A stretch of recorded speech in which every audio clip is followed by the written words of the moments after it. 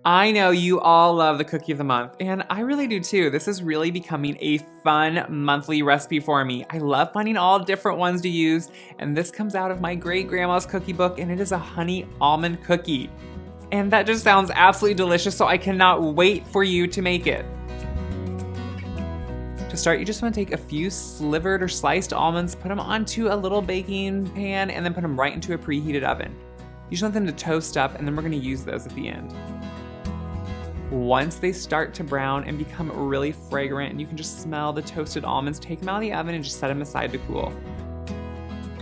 Like we always do in these delicious cookies, we're going to start by creaming some butter and sugar together in a stand mixer. These mixers make it so easy, and you want to make sure to cream it for at least 3 to 5 minutes until it is really light and fluffy.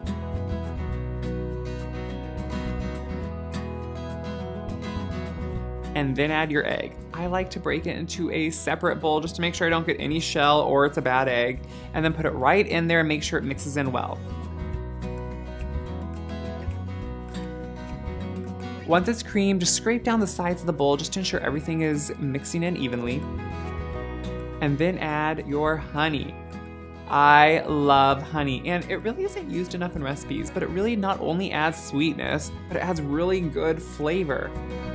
So just put in your honey, and then add your almond flavoring, which I always make sure to measure. I know I don't measure my vanilla because, well, if you overdo it a little bit, it's okay, but almond, if you overdo it, it's like, whoa, almond, way too much. And I'm telling you this from experience, so just be careful and make sure to measure your almond flavoring. Once you put in the almond, you can just put in a little bit of vanilla. Like I said, I don't measure it, but you probably should. And mix that right in there. Now for the dry ingredients. Now, this dry ingredients is gonna have some almond flour, which I know some of you aren't used to. You can find it now almost in any grocery store because I think they all stock it now, which is really nice. And I know it's a little bit more expensive, but we're only using a small amount, so it will go a long ways in your kitchen. And yes, it is important in this recipe, so make sure to use it. Just dump in some almond flour and then some regular flour. Then you want a little bit of baking soda, and finally, of course, some salt.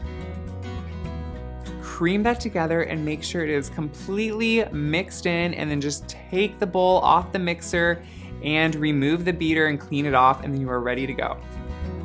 So you just want to make little balls for this on a parchment lined baking sheet. So first scoop them out and then roll them around just so they're a nice cohesive ball.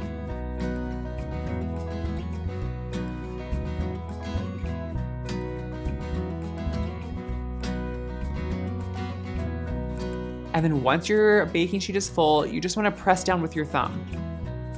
Now, no, this isn't exactly a thumbprint cookie because these are going to expand and puff up quite a bit in the oven, but this is just a nice way to flatten them, and it creates a nice kind of flat, smooth top.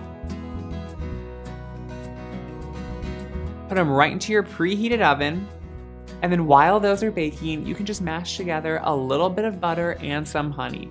This is gonna go on top of the cookie and be so delicious. Just mix up until there are no bits of butter left and it's completely smooth.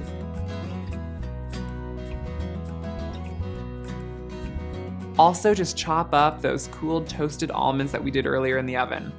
Just with a knife. You can do it in a little food processor if you want, but it's a small enough amount that I just quickly do it with a knife. Set those aside until we're ready to use them. Once they're set around the edges and just beginning to turn golden, you want to remove them. And this is when you again make a little indentation. Now, like I said, these grow quite a bit and a lot more than a normal thumbprint cookie would. So that is why I am not calling these thumbprint cookies, because I know you all would say those don't look like a thumbprint cookie. And that's because they're not. But I do make a small indentation in the side of each one when they come out, and fill it with just a small amount of that honey butter mixture. This is gonna melt into the cookie and be so delicious. Finally, I'm gonna top it with some of those chopped toasted almonds that we did earlier, and that just finishes it off and leaves these looking absolutely amazing. Once the cookies are cooled, you can put them right onto a little rack to cool completely and then just devour them. They are delicious, they are sweet, you taste the almond, you taste the honey. They are perfect in winter because they're not so heavy like some of the other holiday cookies were, but they are exactly what you are craving.